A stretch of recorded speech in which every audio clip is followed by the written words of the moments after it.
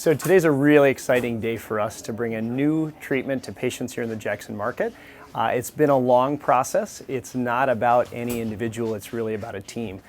Dr. Khokhar and I have been training downtown at Henry Ford Hospital under the tutelage of Dr. O'Neill and Dr. Frisoli, and really learning these skills and techniques, and we're so excited to take that training and the collective knowledge of our team and bring it here to bear and help patients in this market.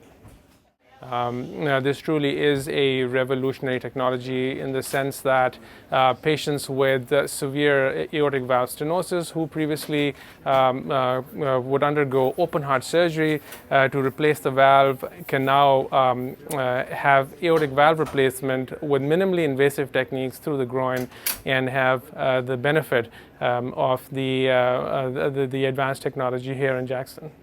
It's been an exciting journey to get to this point. So many people were bought in, were invested in this.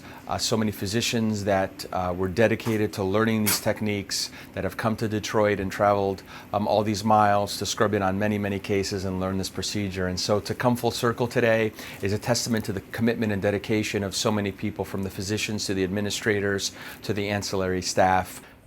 This effort is a large effort of a multidisciplinary team with the cardiologists, cardiac surgeons, anesthesiologists, and all our support staff. And the only way we can get through this and have such a successful outcomes is with a great team collaboration. So I'm really happy to participate in that. This is just the beginning. We are starting with the most straightforward transfemoral transcatheter aortic valve replacements, but down the line, as the experience here, both during the procedure and after the procedure, grows in the care of these patients, we could be doing more and more complex TAVRs down the line and other minimally invasive cardiac procedures for these patients.